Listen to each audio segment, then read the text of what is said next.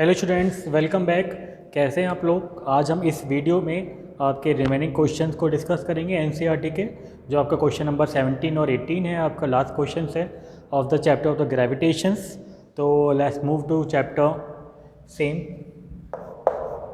Question number 17 question है, a stone is allowed to fall from the top of tower of 100 meter high, and at the same time another stone is projected vertical upward from the ground with a velocity of the 25 meter per second.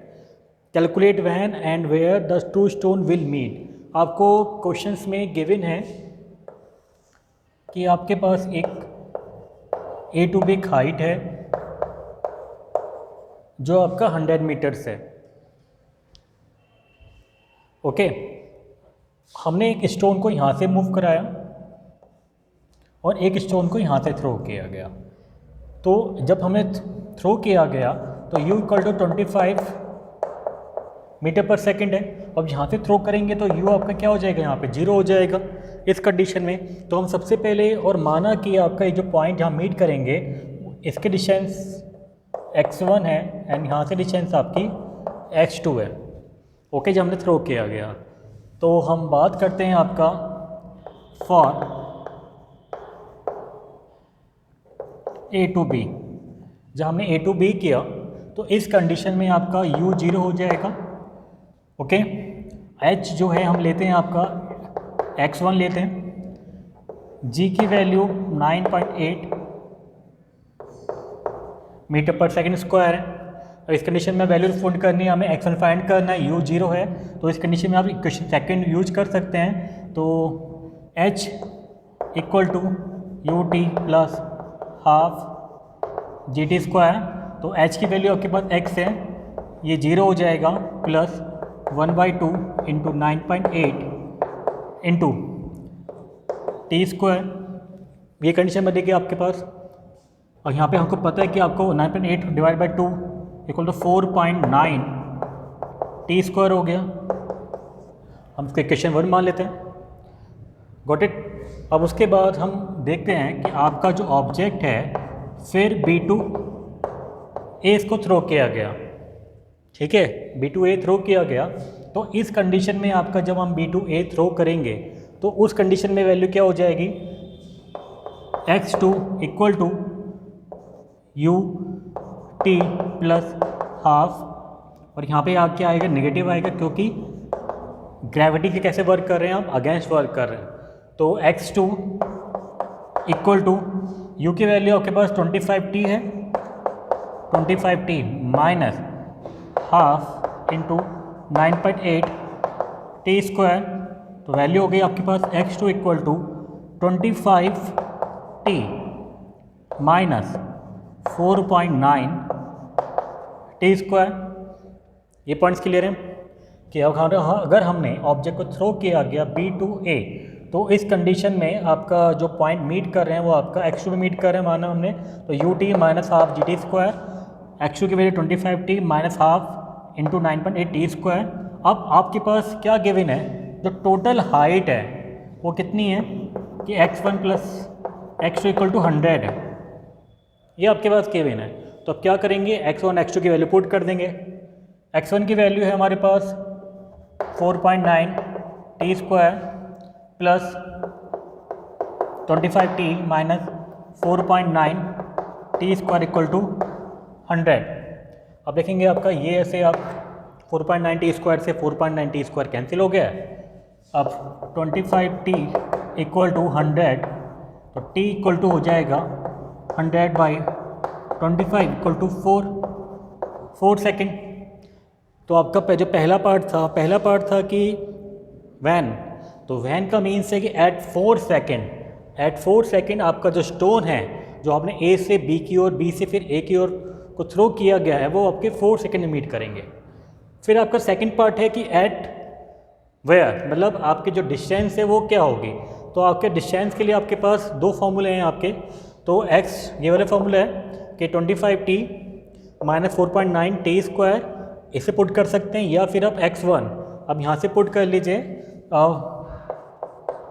x1 equal to 4.9 9 into t square है, यानी आपकी value रख दी 4 की square, तो x1 equal to जाएगा 4.9 into 16, तो x1 value हो जाएगी आपकी, ये 16 है यानी आपका 16 इंटू 5 आपका 80 होता, तो 80 से समथिंग कम होगा ये, उसका ऑल्डर वैल्यू हो जाएगी 18.4, क्योंकि 80 में से हमने 1.3 को माइनस कर दिया, क्या बचेगा 78.4 मीटर। तो यानी आपका जो ऑब्जेक्ट है वो 78.4 मीटर पे आपका सेकंड जो आपका स्टोन है उससे मीट करेगा 78.4, और कितने टाइम में मीट करेगा, इक्वल टू 4 सेकेंड। बस इसमें एक ही आपका एक टिकी क्वेश्चन था। सर में आगे आपको ये ए टू बी निकाला हमने x1 वैल्यू, फिर b टू ए निकाला x2 वैल्यू, दोनों को हमने ऐड कर दिया क्योंकि हमारे पास दोनों की वैल्यू थी वो कितनी थी आपके पास 100 मीटर थी, तो हमने 100 मीटर में दोनों वैल्यू पुट करी, 4.9 टी स्क्वायर से ये आपका वैल्यू कैंसिल हो गया, आपके पास 25 टी इक्वल टू 100 वैल्यू आती है। अब टी इक्वल टू हो गया आपके पास सिंपल 4 सेकेंड। तो सेम आपका x1 की वैल्यू फाइंड कर सकते हैं, एक बार इसको रिव्यू कर लीजिए।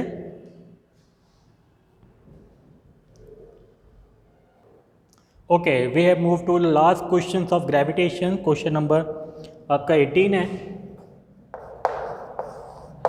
18 आपका क्वेश्चन है। क्वेश्चन है a ball thrown vertically return to its thrower after 6 second. तो आपको क्या क्या गिवन है यहाँ पे, a to b, okay, total time कितना हो गया 6 सेकेंड, यानी ए टू बी 3 सेकेंड, और 3 सेकेंड आपका रिटर्न टाइम होगा। ए टू बी टोटल टाइम है 6 सेकेंड, तो टोटल टाइम को हाफ कर देंगे हम, तो हाफ हो जाएगा ए टू बी से 3 सेकेंड, बी टू ए से 3 सेकेंड। हमें फाइंड करना है कि आपका जो वेलोसिटी है which it was throne up, यानी आपका जो u वैल्यू थी ये फाइंड करना है। अगर हम ए टू बी लेते हैं तो u की कुछ वैल्यू होती है और v आपका क्या होता है 0 हो जाता है। तो हम बात कर रहे हैं for the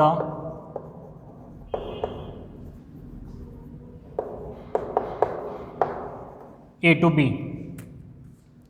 A to B हमने बात करी। अब ए टू बी क्या हो जाएगा, u की वैल्यू हो गई आपके पास 0, टाइम हो गया 3 सेकेंड, एंड g की वैल्यू हो गया आपके पास नेगेटिव,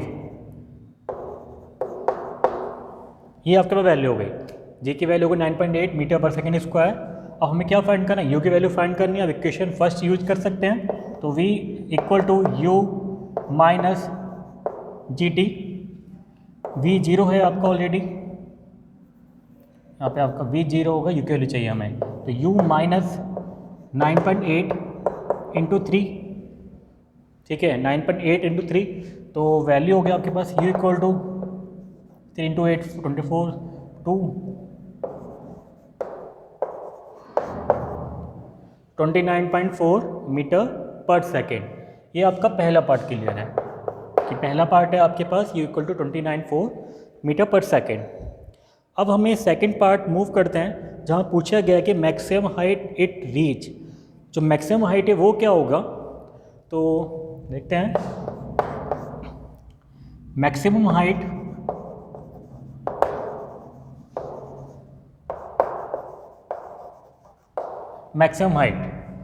फॉर्मूला लास्ट तक लिए v square equal to u square minus 2GH, ठीक है, v square equal to u square minus 2GH। V square की वैल्यू 0 हो जाएगी, यू स्क्वायर की वैल्यू को पता है कि 29.4 स्क्वायर होगा, माइनस 2 इंटू 9.8 इंटू H, और H इक्वल टू हो जाएगा 29.4 इंटू 29.4 2 इंटू 9.8। इसको आप सॉल्व करेंगे तो वैल्यू जो आएगी आपकी, इसको सॉल्व कर लीजिएगा तो वैल्यू आएगी आपके पास 44.1 मीटर समथिंग वैल्यू आएगी, क्योंकि मैंने डायरेक्ट लिखा है कि सॉल्व करेंगे तो वैल्यू इसकी 44.1 मीटर आएगी इसकी आपकी। अब हम मूव करते हैं आपका थर्ड पार्ट। आई होप ये पॉइंट्स आपको क्लियर होगा आपको।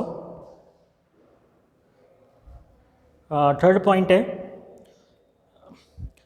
Its position after 4 second. आपको क्या फाइंड करना है, आपको 4 सेकेंड के बाद इसकी पोजीशन फाइंड करनी है। और इसमें देखिए यहाँ से 3 सेकेंड मूव करा A to B, 3 सेकेंड हो गया, तो हमें अगर B से फिर A की साइड आएगा तब 1 सेकेंड एक्स्ट्रा लेंगे हम। तो for 4 second object move A to B for 3 seconds and return from B for 1 second। तो A to B हो जाएगा B to A, B to A। तो इस कंडीशन में आपका U 0 हो जाएगा, T की वैल्यू 1 सेकेंड, G की वैल्यू 9.8, ये सारी वैल्यू होंगी। अब S इक्वल टू U 0 हो जाएगा सिंपल, क्योंकि UT कितना है आपका 0 है, 0 प्लस हाफ 9.8 इंटू 1 का स्क्वायर, तो वैल्यू हो जाएगी simple S equal to 4.9 metre. ये कितने के लिए आया, फॉर 1 सेकेंड के लिए आया। हम टोटल फाइंड करना है कि टोटल कितना होगा, तो उसको यहाँ देख लेते हैं एक बार।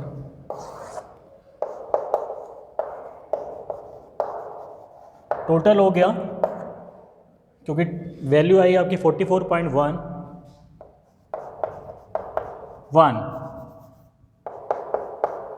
प्लस 4.9 वैल्यू हो गई 0, 8, 9 एंड 40 कॉल्ड ऑफ 49 मीटर। तो टोटल वैल्यू हो गया आपके पास 49 मीटर।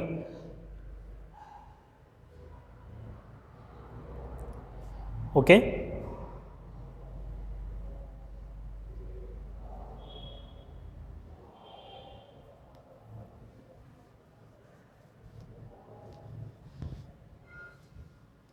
तो आपके 49 मीटर्स हो गए यहाँ पे, कहाँ से यहाँ तक, यहाँ पे। अब ये सिंपल पूछा गया है लास्ट में कि इट्स पोजीशन आफ्टर 4 सेकेंड। अगर पोजीशन फाइंड करेंगे तो डेट मीन्स हम कहाँ की फाइंड करेंगे, आपका बेस से फाइंड करेंगे, इसकी बेस से डिस्टेंस कितने हैं। अब देखो इसमें क्या किया हमने, अब इसमें एक क्वेश्चन और इसमें ऐड कर दिया मैंने, इधर टोटल डिस्टेंस आ गई आपके पास कि 49 मीटर टोटल डिस्टेंस हो गई। अब इसके हमें पोजीशन फाइंड करना है, तो क्या करेंगे सिंपल, इसको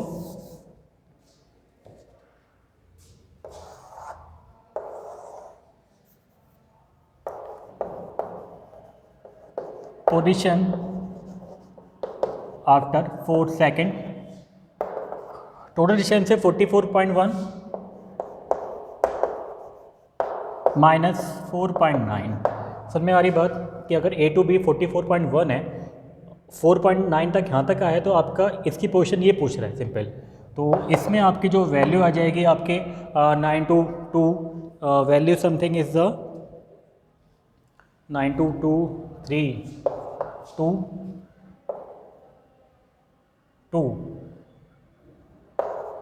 39.2 मीटर। ठीक है, ये आपको एक सिंपल बोल सकते हैं डिस्प्लेसमेंट, और ये बोल सकते हैं total distance. Okay, I hope ये क्वेश्चंस आपको क्लियर होगा। तो ये लास्ट क्वेश्चन था, नेक्स्ट वीडियो में हम नेक्स्ट चैप्टर डिस्कस करेंगे। तब तक के लिए बाय बाय, टेक केयर।